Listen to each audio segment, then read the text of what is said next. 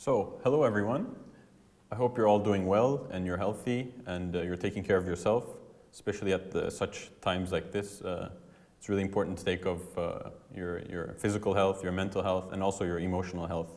So today, I'd like to talk a bit about neuroscience and what it has to do with marketing, and I'll touch upon this aspect called this new novel approach called neuromarketing and how it's relatively novel compared to the traditional marketing methods.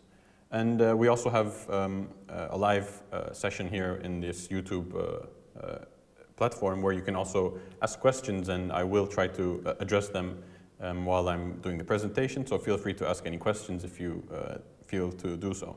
And yeah, I'll keep an eye on this, but there's a bit of a lag, so there might be a bit of a delay when I'm answering these questions. And my name is Mustafa. I'm an account manager at Eppc Digital, and I'm also enrolled in a doctoral study at the Tallinn University, where I also do research in the field of human-computer interaction. So before I continue with all this, I'll give a little introduction about Eppc Digital. So we're basically a performance marketing agency, and we're data-driven, that we handle a lot of things regarding digital marketing. So it could be search engine marketing and also analytics. So these could be Google Ads, Google Analytics. We also touch upon focus a lot on app marketing as well. And on top of that, we also have social media ads, which could be in the form of Facebook, or it could be TikTok as well. So we've recently started that as well. So if you have any questions or doubts or suggestions or anything that you'd like to ask or comment about, feel free to do so. We're always available, either online or offline. So feel free to ask us or come by to the office even for some coffee. And so we're quite a diverse team of family members, let's say. And we're friendly here, but we're even more friendlier in real life. So you could just, even for like some coffee, or even if you want to discuss anything, just feel free to drop by and or email us even. So you could just drop by anytime you want. So this year, let's say previous year, we were supposed to have the summer academy, which we've been having for quite a while, where we invite people over. We kind of give them information about what this search engine marketing and just digital marketing in general is. And then we also enjoy the summer while we're learning as well. So unfortunately last year, due to what was going on, we were not able to do so, but we're planning on resuming this this year. So also check out the website, and in the summer tab webpage, you can check out and also send like your information there, so you could enroll in this. So let's continue with the agenda. So I'll briefly touch upon these 6 aspects, which I kind of categorized. First off is the terminology and a bit about the history, where the definitions and the terms and where all of this has started from. And then we'll proceed with cognitive bias and why we humans are actually biased. Then we'll proceed with the importance. I'll touch upon why this topic of neuromarketing or consumer neuroscience is so important nowadays. Then I'll also give you a bit of an introduction of what kind of sensors are used, what kind of tools are used, what kind of gadgets are being used nowadays to acquire this data. And then a bit of examples, which I thought were quite interesting, and I thought it would be nice to share with you as well, some case studies or experiments that have been conducted previously. And lastly, a bit of what neuromarketing has in terms of challenges and what the future may hold in this realm. So let's continue with terminology and the history. So according to Investopedia, marketing refers to activities that are undertaken by a company to basically promote buying or selling products or services. And this also includes advertising, selling, and delivering products, not only to consumers, but also other businesses as well. Consumer behavior, on the other hand, is a study which kind of focuses on how individual people, customers, groups, or organizations select, buy, or use and dispose these ideas in order to satisfy their needs and wants. And this, it refers to the actions of the consumers, so it kind of analyzes how they interact and what they do and how they do it. And what are the motives behind it, of course. And neuromarketing and consumer neuroscience, on the other hand, it's not only some fancy wording, it's similar to what we just previously talked about, but a bit more in depth, let's say. So neuromarketing has been defined as the application of neuroscience to marketing. Neuromarketing includes like direct use of brain imaging, for example, or scanning, that assesses and analyzes brain activity, and they use specific tools to measure these responses that are evoked by these participants. And it's used in places such as like specific products or like packaging, advertising, and basically any other marketing element as well. Consumer neuroscience, on the other hand, is a bit more they analyze how people behave and why they behave, and specifically, they using these neuroscience techniques that they kind of try to understand a bit more about what their underlying motives could be that the people themselves are not aware of. So there's a very subtle yet like very important difference between the two. You can think of it as this way, where consumer neuroscience kind of tries to understand what the consumer is thinking or feeling. But neuromarketing kind of takes that to another level. So they know, let's say, how this consumer or person is feeling and behaving. And then it adds another layer of, that uses this information. And then they take it to another level by using these acquired knowledge to basically enhance their marketing capabilities. It could be in terms of gaining more attention. It could also be designing better packaging, for example, or many other aspects that kind of enhance their marketing capabilities. So this brings us to the other aspect of what us humans have that needs to be addressed, in my opinion. It's also very important to understand why us humans are cognitively biased at times, and we're not usually aware of it, and there's a reason behind all of this. So I think it's very important to mention this and why this whole neuromarketing and consumer neuroscience actually is here to understand these biases. So Daniel Kahneman, a very important economist as well as a psychologist, has stated in one of his books called Thinking Fast and Slow, which I highly recommend to anyone, not only for neuromarketing, learning about neuromarketing or consumer neuroscience, let's say, but to generally understand how humans behave and why they behave so, and a bit about the mistakes or the biases that we are doing on a day-to-day basis.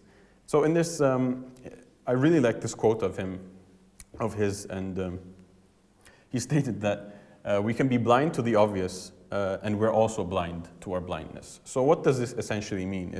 I'll give you an example of this study that they've done, where they asked participants to join the study, and this study consists of like a video. And in this video, there's two teams, one dressed in black and one dressed in white.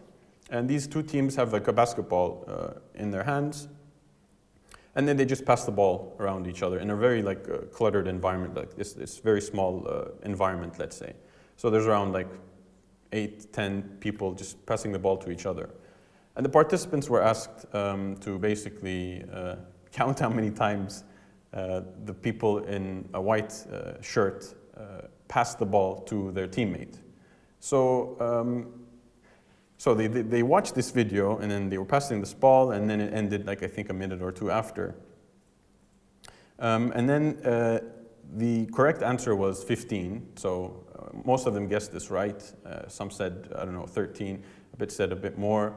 But what they didn't notice was that while they were watching this video and while these people were passing this ball, this person with a gorilla costume came in right in the middle of this place where they were passing the ball, and then he even started beating him like his chest, and then it was a person with a costume, of course, a gorilla, and then he just walked away.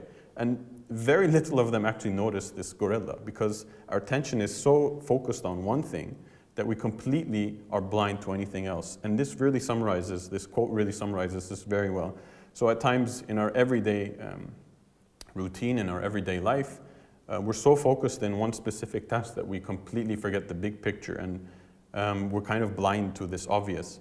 And what's even worse is that we're sometimes blind to our own blindness, which means that we don't even know what we don't know. So it makes it a bit more interesting to analyze. So in this book, Daniel Kahneman mentions these two systems that drive the human, or how he categorizes the understanding of the human brain. So system one is kind of a fast-paced, intuition and instinct-based system, which kind of makes up around 90 to 95% of our decisions. And it's very fast and happens in an unconscious fashion. So it's kind of in autopilot where it makes all the decisions for you, basically, almost all, let's say. System two, on the other hand, is more of a rational thinker, and relatively speaking, it takes more time, and it's slow, it's logical, it's more rational because it tries to compare and contrast and the experiences that it has had.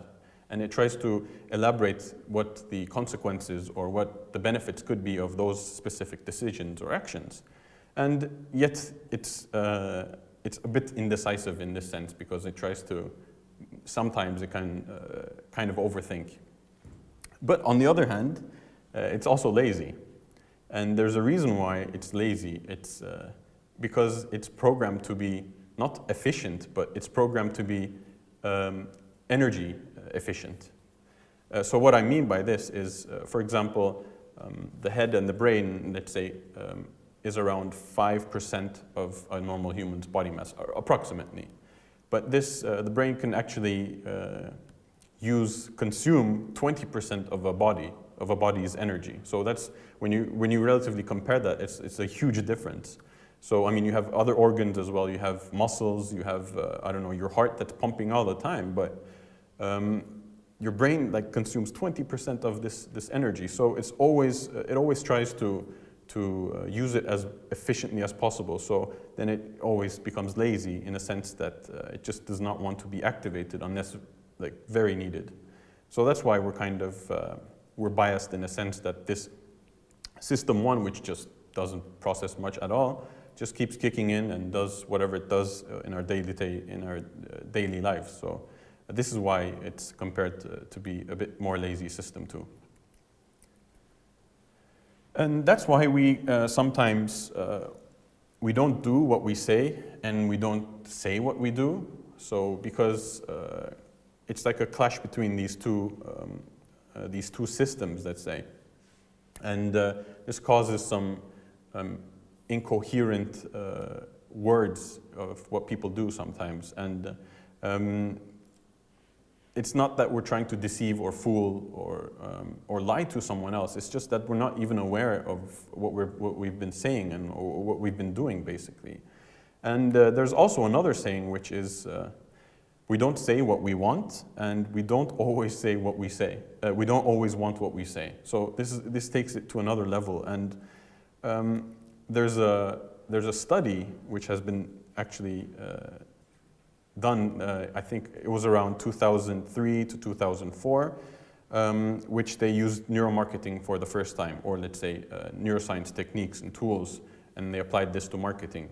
So previously, I think it was in the 1960s and 1970s, where Pepsi would do these blind tests to people out on the street. So they would have a Pepsi Cola and a Coca-Cola, but the participant or the user or the person there would not know specifically which one was which. And in these blind tests, they would always find out, almost always, but the majority of the people would actually prefer Pepsi Cola over Coca-Cola. But this was not reflected to the sales, and Pepsi was not selling as much as Coca-Cola. So for the first time, they actually used neuroscience to assess this kind of. And it was in 2004 this was published. This paper, you can read it, it's pretty interesting.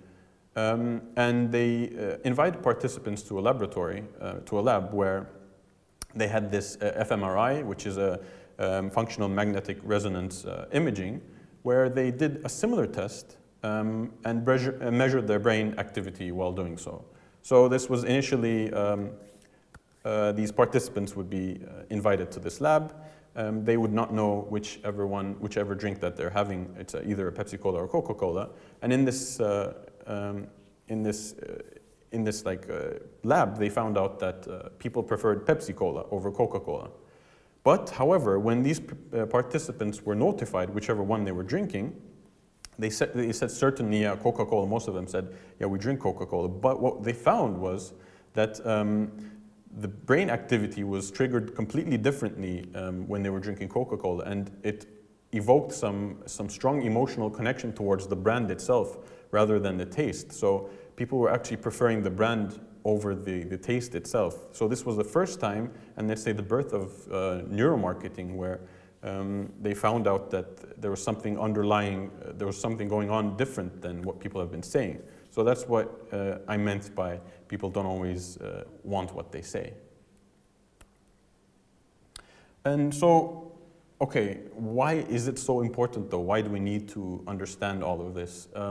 Because then you can think of it this way: we can better understand our target audience, we can better understand who we are and who we're actually sending these messages and information to. And if you better understand who they are, there's a higher likelihood of you sending out more effective messages.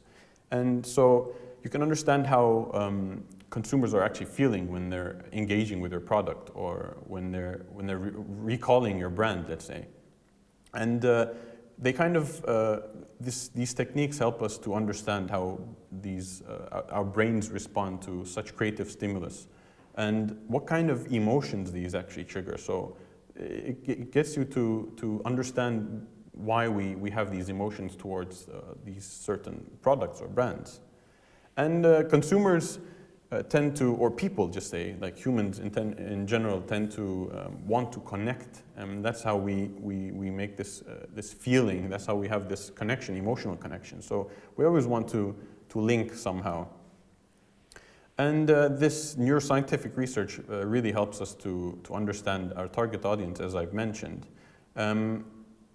And more than actually more like you can understand more about them than they can understand about themselves. So this is another important topic.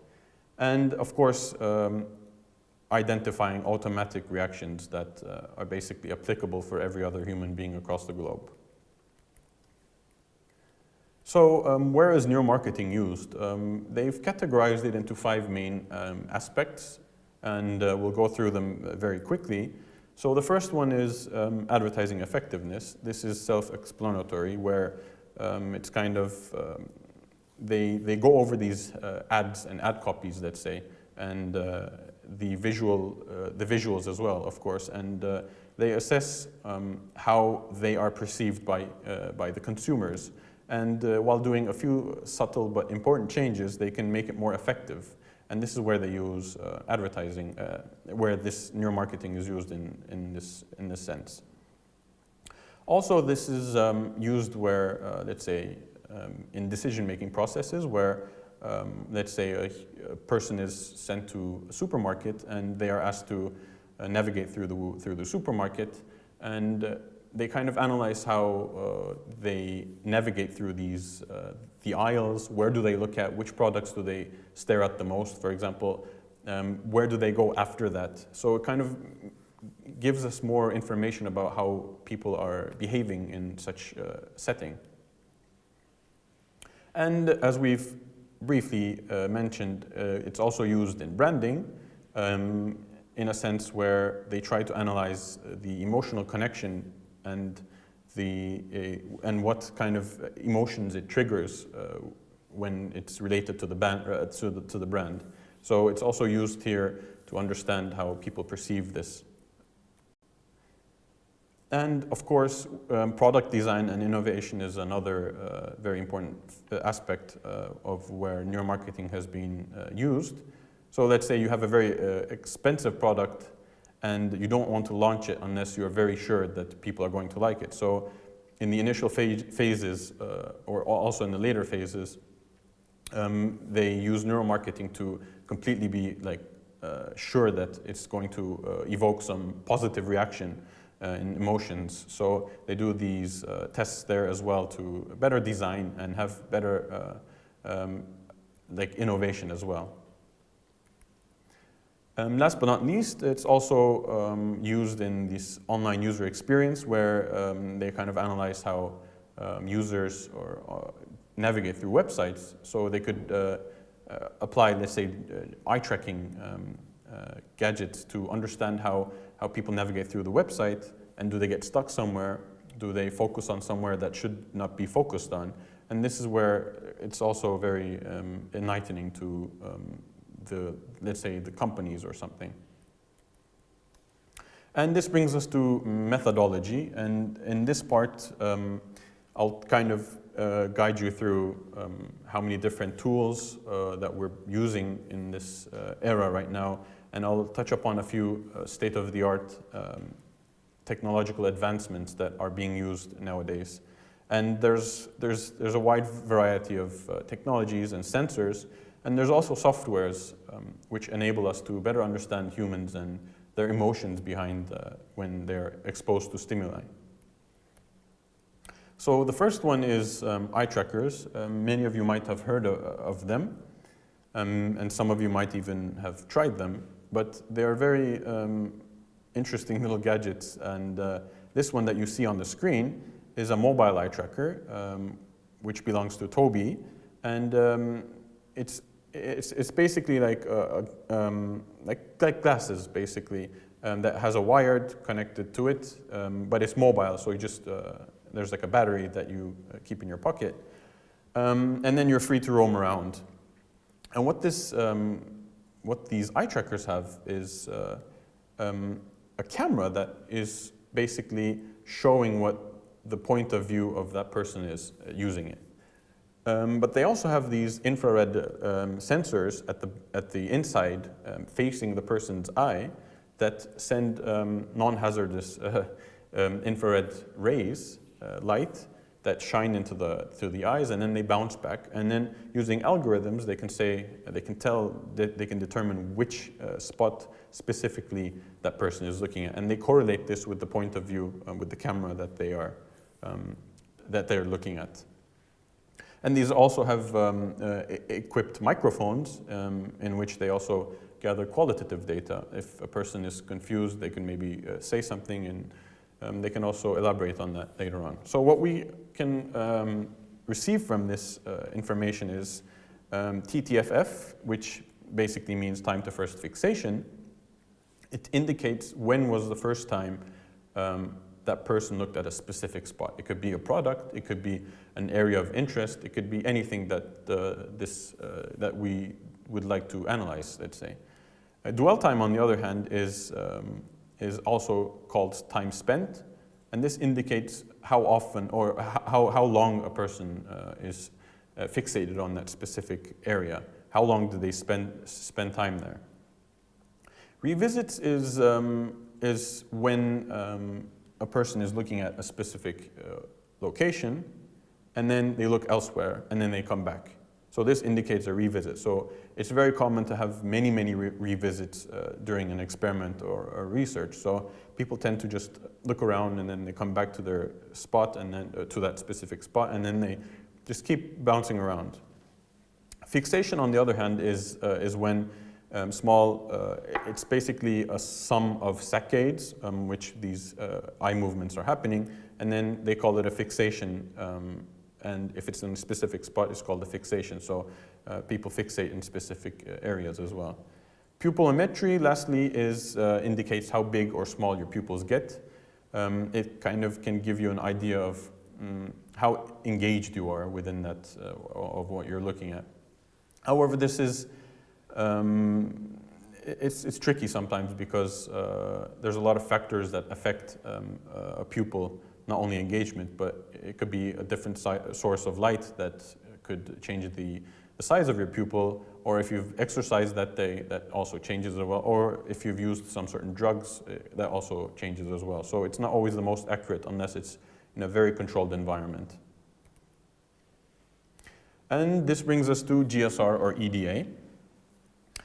It's called galvanic skin response or electrodermal activity, which is basically these two it's a tool that you attach to either your hand, or you can also attach it to your foot, to your feet. And basically, it measures how conductive you are, and the more sweat you're sending out, the more conductive you become. So I'm sure some of you have seen this in movies or something, where they use this as like lie detectors. And yes, it's basically the same principle. And I can give you like a little hint on this. So if you ever are connected to a lie detector, you can kind of bypass this by when you're let's say telling the truth, you can bite your tongue or I don't know, pinch yourself at that specific moment, and this will trigger a big spike when you were saying the truth, and that will think. So the next time when you lie, you will also have a similar spike, kind of similar to that. So they will not be able to differentiate if you're lying or telling the truth. So I don't know, just an interesting tip that I found. It was quite interesting. And with this is, what you can find with this is a bit about the arousal changes. It's a bit more about, rather than specifically what kind of emotion you're triggering, it's more about the amplitude, the strength of it. So you can say a bit of, you can find a few things like scariness, or if you're feeling threatened, or is it joyful, or similar other emotional relevant things. And we have EEG, electroencephalogram, which I always have a difficulty pronouncing, but this basically analyzes, it's a head unit that you fit tightly to your scalp, and there are specific nodes on this scalp where you can measure the electrical activity within the outer part of the brain. And there's specific nodes where if you want, you put these nodes on where you'd like to assess this, the activities. This helps us to understand if this participant or user, let's say, is feeling a bit drowsy, or are they alert, how wakeful they are, and how engaged are they? Do they prefer to approach this, or do they avoid it? And unfortunately, this is also very tricky to analyze. It has to be in a very controlled environment, because even if you blink, this also changes the data. So even if you fidget a little, it really causes a disturbance in the data and can cause quite some noise. So it's also a very commonly used tool nowadays. And this brings us to facial expression analysis, which is a relatively simpler tool, let's say, compared to the others, where they use image processing, and you just basically need a webcam, and software, the algorithm does the rest, where it kind of using image processing, it anchors specific points in your face. And whenever those points somehow move, even if it's like a slight subtle movement, it can detect those movements, and then they can tell you a bit more about your emotions at that time, which could be in the form of joy, which can be anger, fear, disgust, contempt, and sadness or surprise. In general, like, they use these tools in combination of each other, so it's not only one that they use to find something. You usually require a bit more than one in most cases. And lastly, this brings us to this, the very important part where you actually have to analyze this data, because it doesn't come out as clean as you might think it will. So it's very important to have these very powerful tools that help us to analyze and make sense of what we are actually acquiring from these from humans. And this is one of these platforms where it's called iMotions, where it gathers all of this data and combines it together and provides you a bit more insight, and which can be very easy for you to understand. The main advantage of this is, for example, eye movement is instantaneously captured, But let's say the electrodermal activity takes some time. It can take a few seconds depending on the person. So you would have to manually somehow combine that together, and that can be very, very difficult to precisely match it. So these softwares allows us to kind of put this like on top of each other, so it's very precise. And here is a bit of, here's a list of the techniques and methods that are used, and I will check one sec. Nope, no questions. So fMRI, as we've mentioned, functional magnetic resonance imaging, detects the oxygenated level of the specific part of the brain. And it can also tell a lot because the EEG just is on the outer layer, which can detect only the outer surface part of the electrical activity. While fMRI can actually can tell if it's inside, and it can tell a lot more in depth, but it's a bit slower compared to EEG. So this tells us a bit more about this detailed emotional responses, levels of engagement and recall. But the problem is it's very expensive and it's very hard to acquire. Not a lot of people have access to this, as they're usually in hospitals, and so it's not very commonly used. So the more commonly used is the EEG, which, as I've mentioned, it records the electrical signals on the scalp. And this also gives us a bit of insight about the level of engagement and recall as well. And they use this in ads to improve the ad effectiveness, and also in branding. And yeah, it's less expensive, but it's also quite expensive in a way. And it's really hard to analyze this. If you're really new to it, you really have to spend a lot of effort and time to understand what you acquire from this data.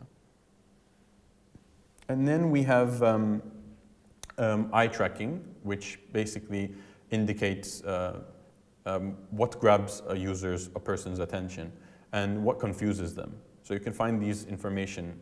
And speed of recognition is also very commonly used in these eye tracking. And now it's becoming more and more common nowadays, where people are acquiring these eye trackers, and they're using them more often. And it's usually accompanied, as I've said, with other various methods. So you do not only rely solely on a specific sensor in most cases. And biometrics, as we've mentioned, EDA or GSR, which also tells us a bit about the level of engagement, but it doesn't tell you specifically which kind of engagement that there's going on, and you need to accompany this with something else as well. And that's the facial coding, which, as I've touched upon, tells you a bit more about your core emotions. So I thought I'd bring together a few examples or case studies and research that has been conducted previously, and I thought it would be nice to touch upon a few of these examples. So there was this one example here that was mentioned by Roger Dooley. He's also a writer in this, and he's very well known in this field. There was this one advertisement, and they wanted to assess its effectiveness. And they actually put a baby here because they knew that it would catch some attention. But little did they know that this attention-catching baby would actually cause some distraction. So after implementing some eye tracking analysis, they figured out that there was something going wrong. And they made subtle changes, but it actually improved them quite a bit. So here you can see in this example here, you can see that they tend to read the ad copy here provided in this picture, but the attention kind of fades away at the end. And they kind of fixate more on this, on the baby, specifically on his or her face. But what they did was they made a very small change, but result-wise it kind of completely changed. So now they made the baby face the ad copy rather than facing the person itself, and they saw that the people were attending more to the ad copy now compared to the previous, and it was almost like a 50-50% of fixations in between these two. So if if this baby has been facing this way, it really helped them, really helped the users to actually look and read the copy here.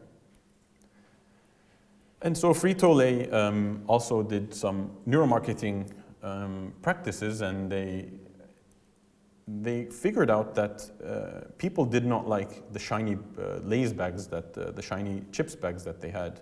So they did a bit of EEG analysis with participants, and they found out that there was a negative reaction towards the shiny packaging. So after that, within months, I think, they changed this packaging to a more matte finish where it wouldn't shine.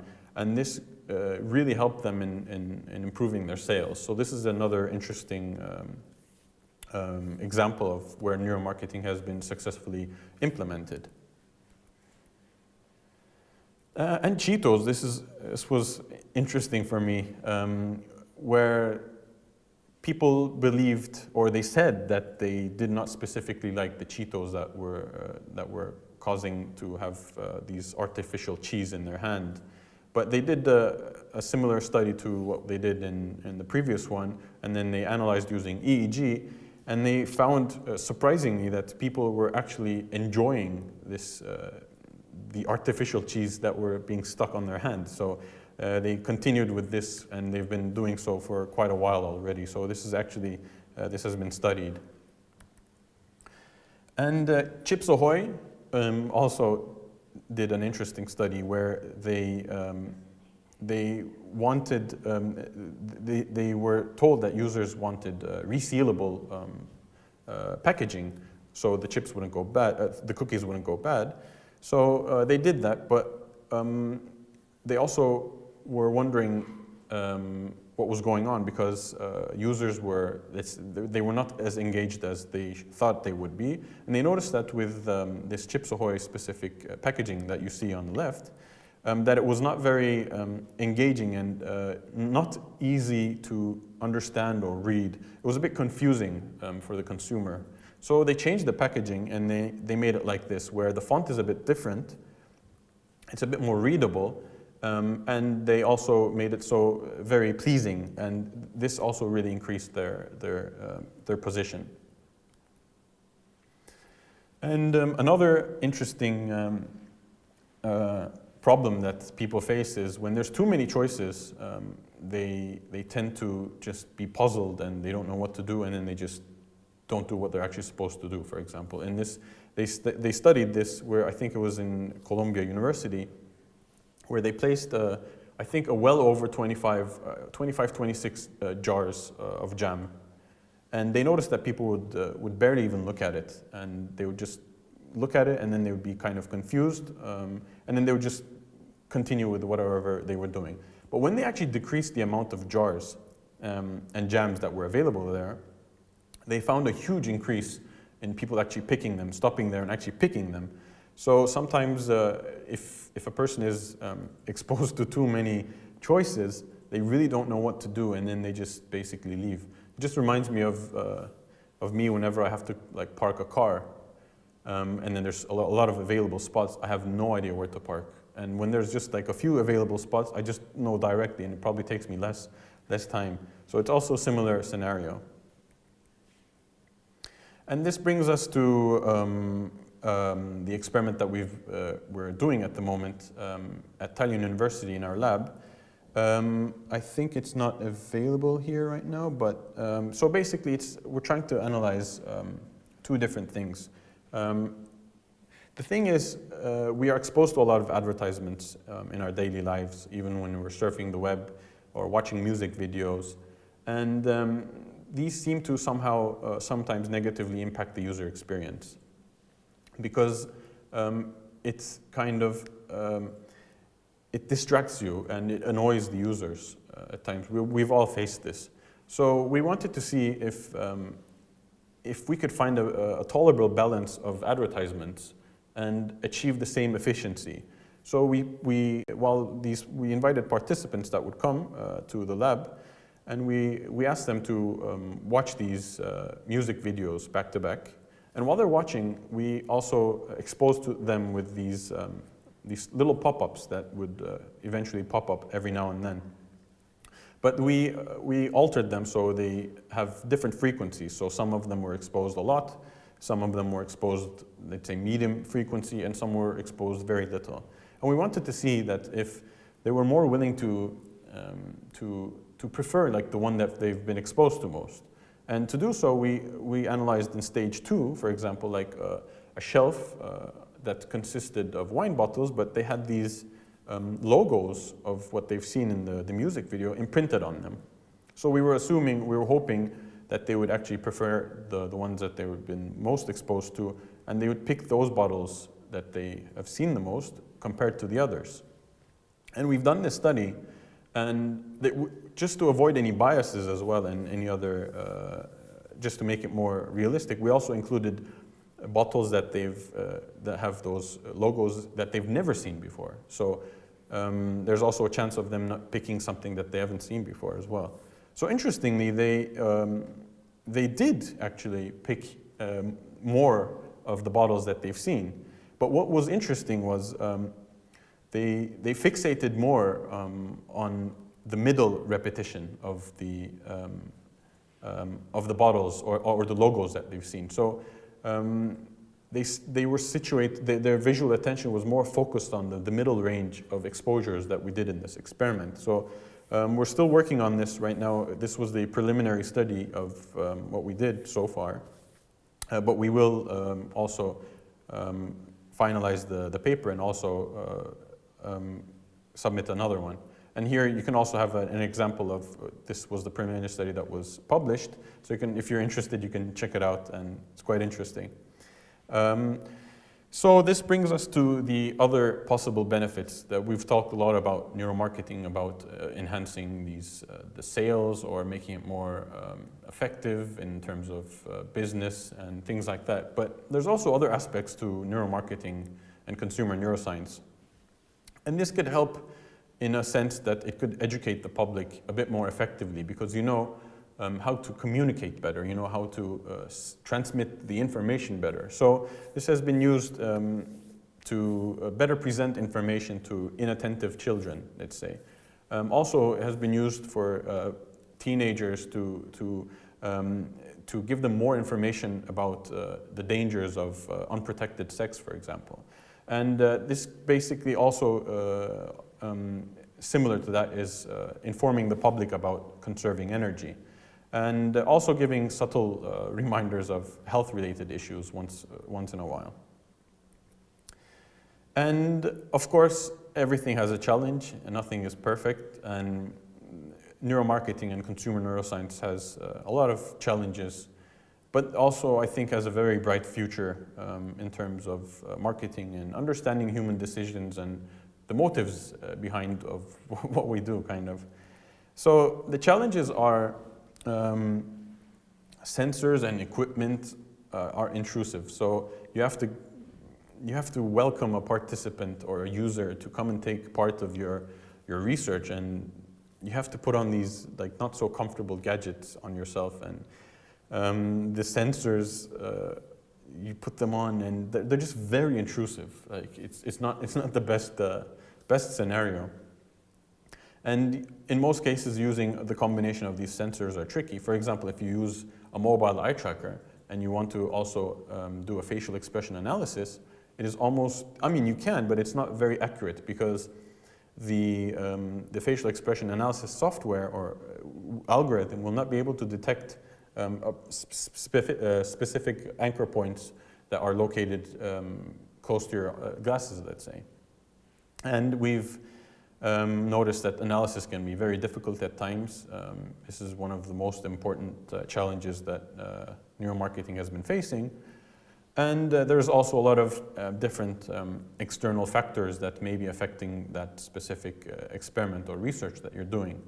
And this also, another important thing is how ethical and how ethical these experiments are at times. If you want to, is it only about enhancing the sales? Is it only about selling more and being more like dominant in the market, or and a bit of privacy issues as well, and also challenges in terms of personal autonomy. So how, if you, it kind of touches upon like manipulation in a way. So if you know how to communicate better, is it kind of manipulating a person or not? So there's a lot of challenges which this neuromarketing and consumer neuroscience is facing.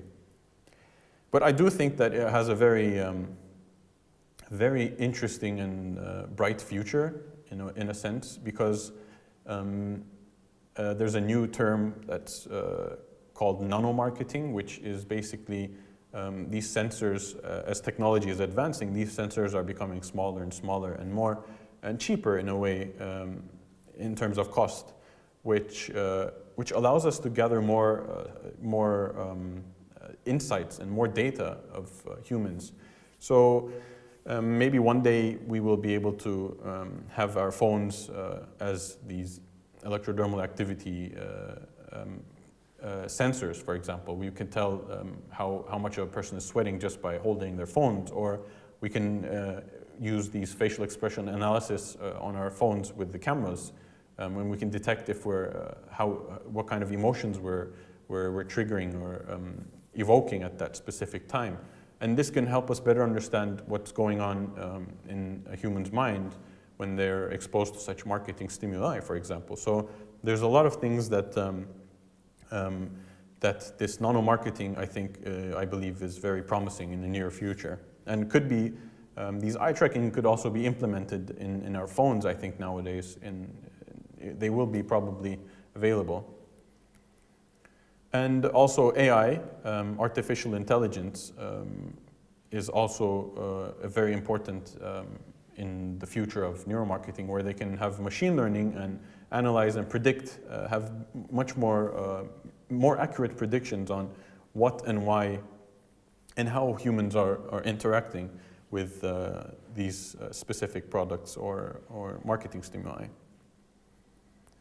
And last but not least, VR, virtual reality or augmented reality. There's also a mixed reality where you have the combination of these two. Nowadays, these MRs are becoming more and more available, and they're not as expensive as they once used to be. And I really think that there's also a possibility of these being very commonly used in the near future. And the interesting thing is, some of these will also have eye tracking in them, so you can actually do some eye tracking analysis of consumers while they're, let's say, have these headsets on.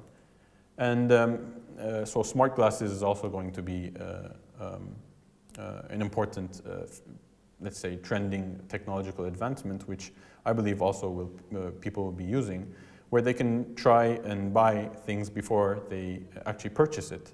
They can try these in a phygital format, which is physical and digital. So they'll be able to visualize the product before they actually purchase it in a more realistic setting.